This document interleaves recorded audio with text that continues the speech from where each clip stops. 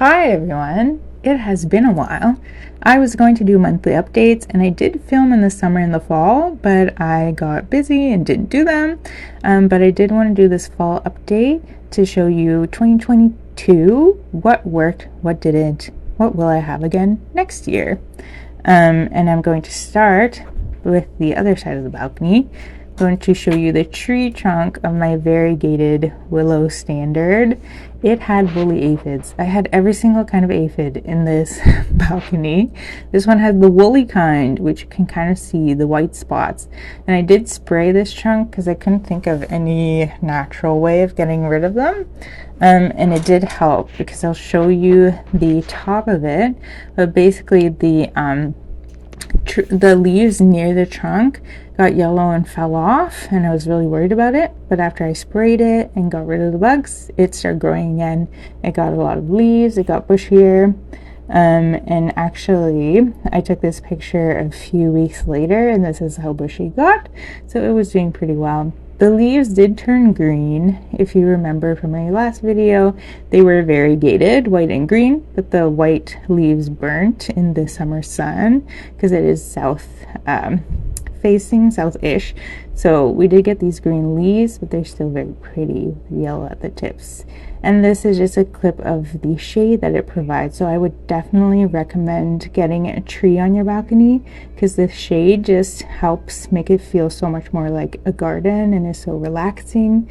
So definitely would recommend that. Underneath we have the lily of the valley. You can see it has spider mite damage. The spider mites came later in the season, so this has just kind of looked like this the whole summer. The other one did not make it through the spider mites. I actually think it died because I fertilized the tree, but we will see if they make it to next year. Over here I tried a still bee twice. It did not work, so I think I'm giving up on a still bee for now. Maybe when I get a larger garden in the future.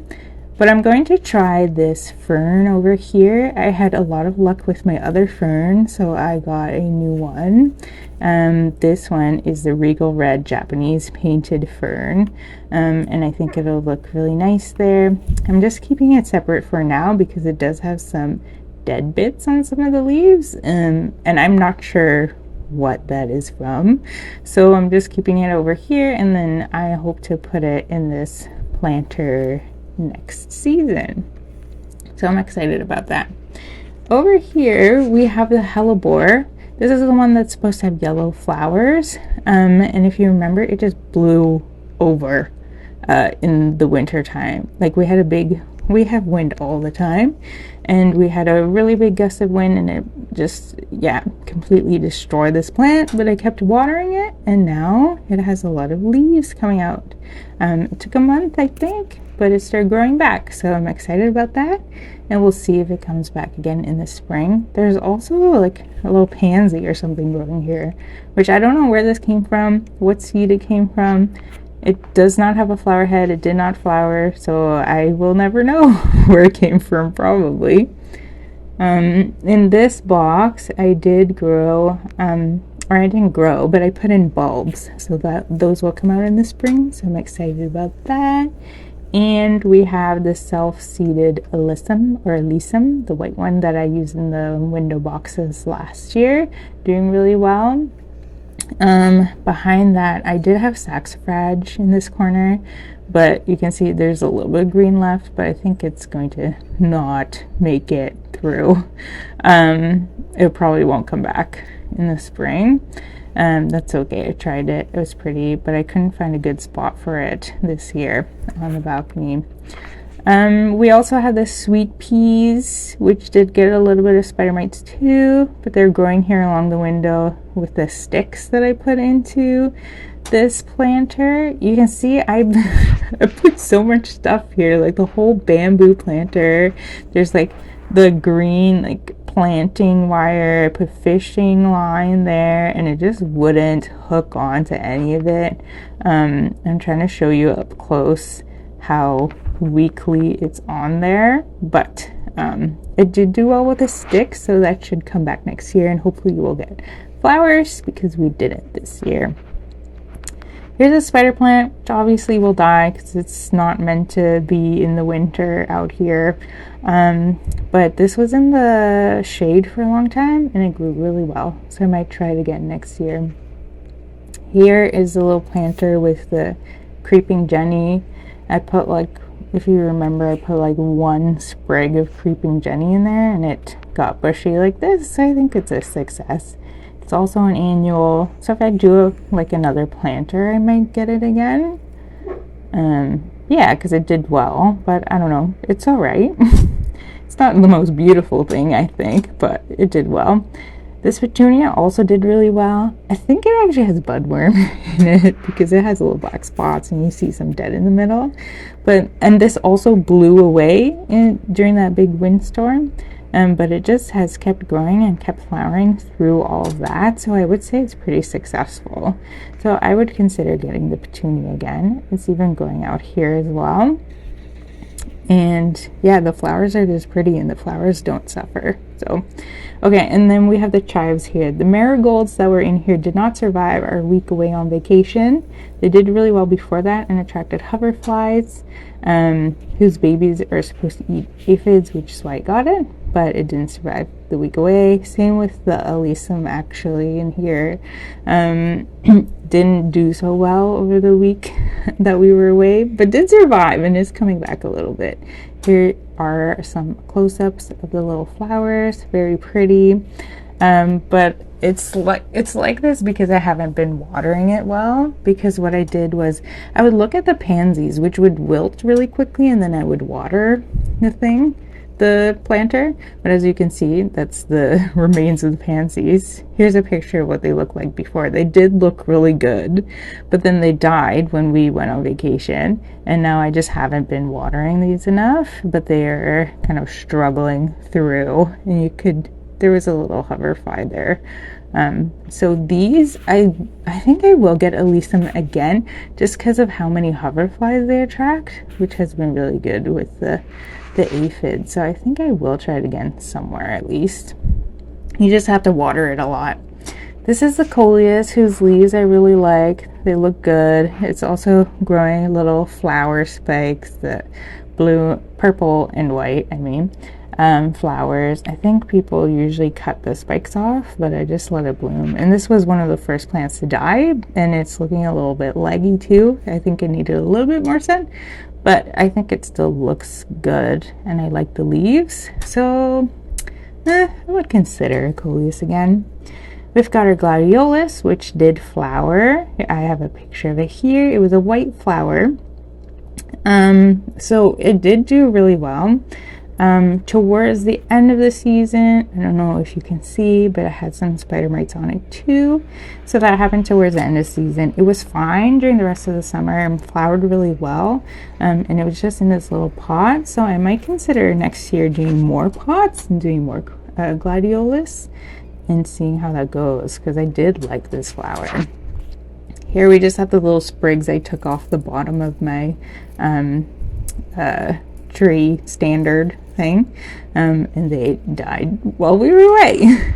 And here we have the container with, I believe this is catmint and foxglove. Catmint is covered in aphids. I don't think it was getting enough sun here. My balcony definitely has a lot of shade, which is weird because the sun is kind of like southish, but the sun is blocked on the sides and the top. Here, like when I first got it, it did do really well getting those hoverflies that I mentioned. The babies are supposed to eat aphids, so it was doing really well at one point when I first got it and the sun was strong, but then it suffered a bit. The foxglove, generally the plant was doing really well, but the flowers would get aphids. And the foxglove is supposed to be a biennial, and it's not supposed to come back after the flowers, so I don't think it will come back. But it's winter right now, it's December right now, and the leaves are still okay. Here's a picture of ladybugs, which came very late, and I was hoping they would eat the aphids off the flowers. The flowers did look good at one point like this. I love foxgloves, so I was trying to make it work.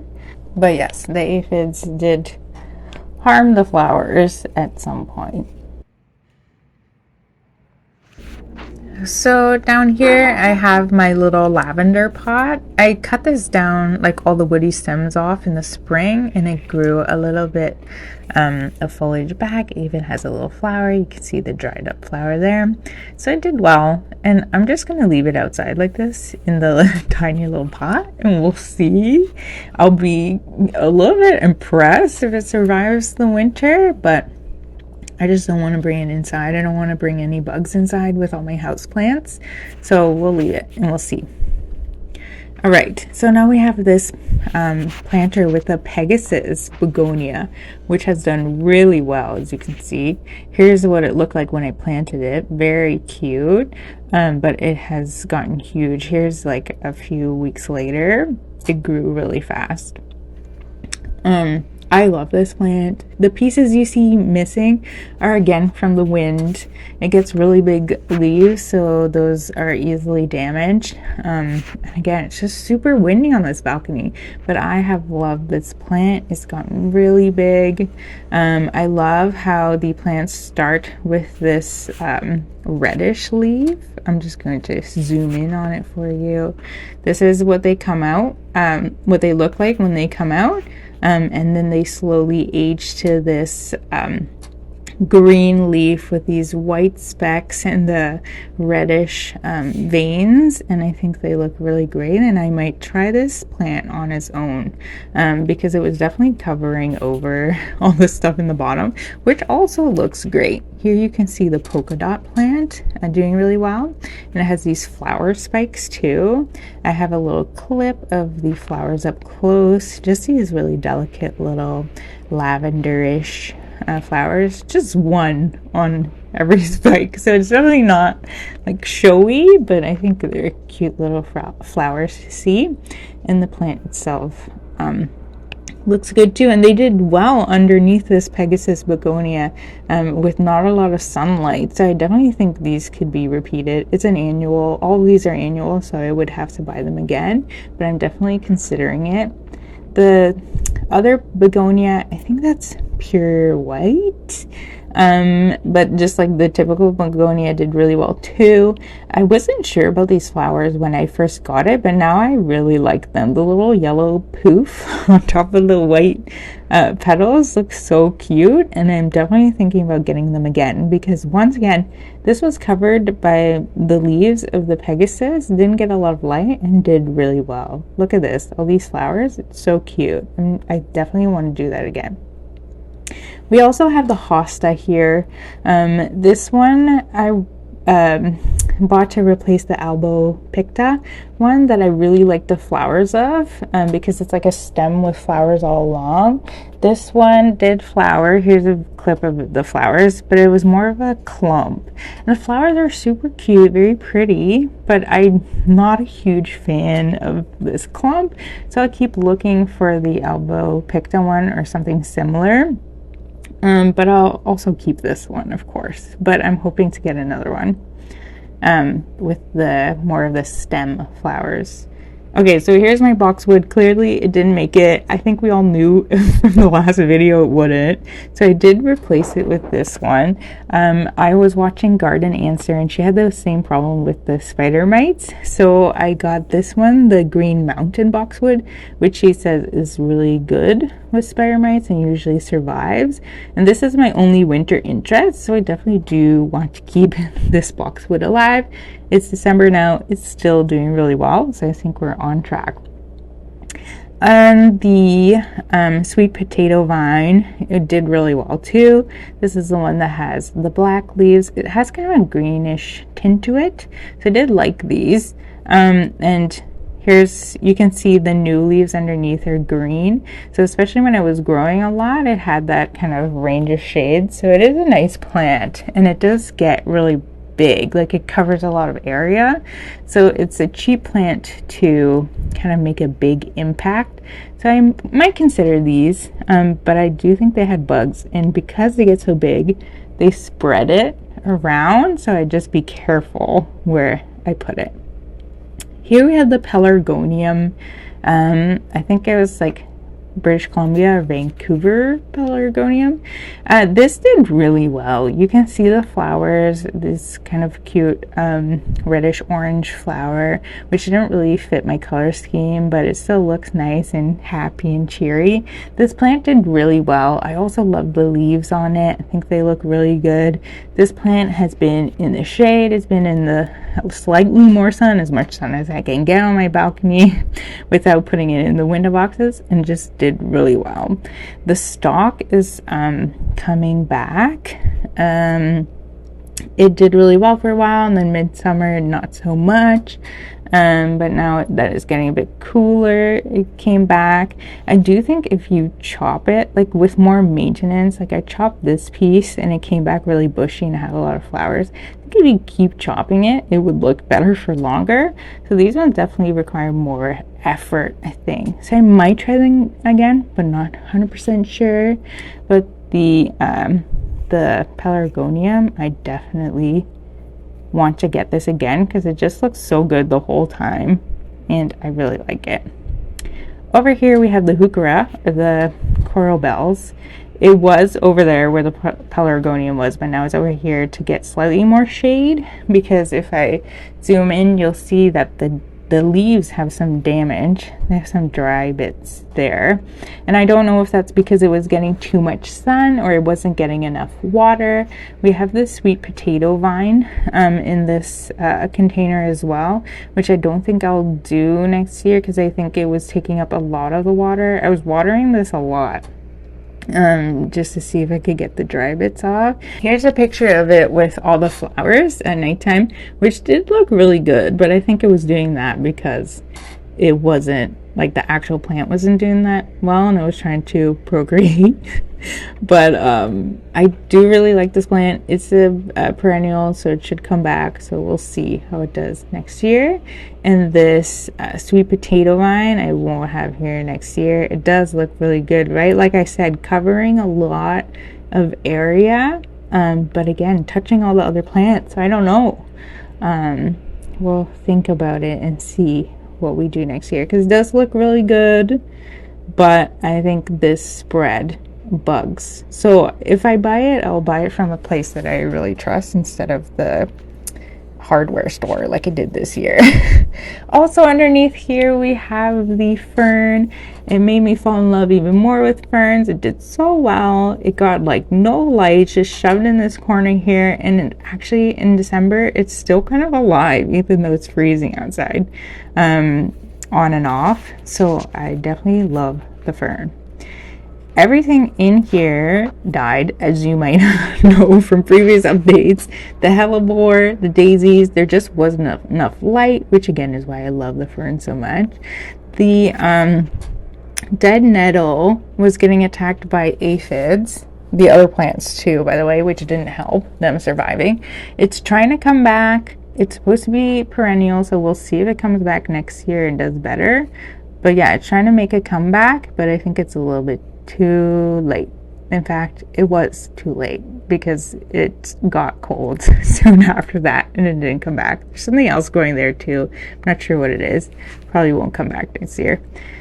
Then we have the inch plant over here, which was made from clippings off of my indoor plant, which is going crazy indoors actually, and it also went crazy outdoors.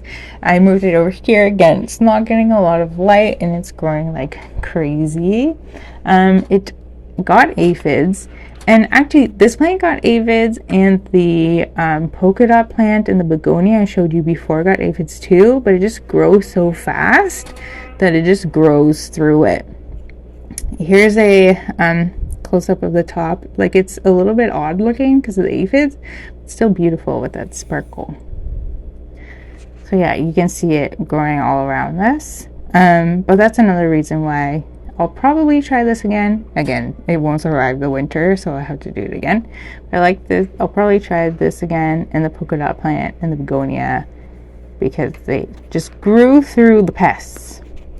So that's it. That's a review of all of the things that I grew this year, the things that I'll probably try again. Maybe I'll try a different color scheme. We'll see. I'm excited. I planted a bunch of bulbs, which I might post a video about too. I'm excited for the spring for them to come up. But yes, I hope you enjoyed it, and I hope I see you soon. Bye.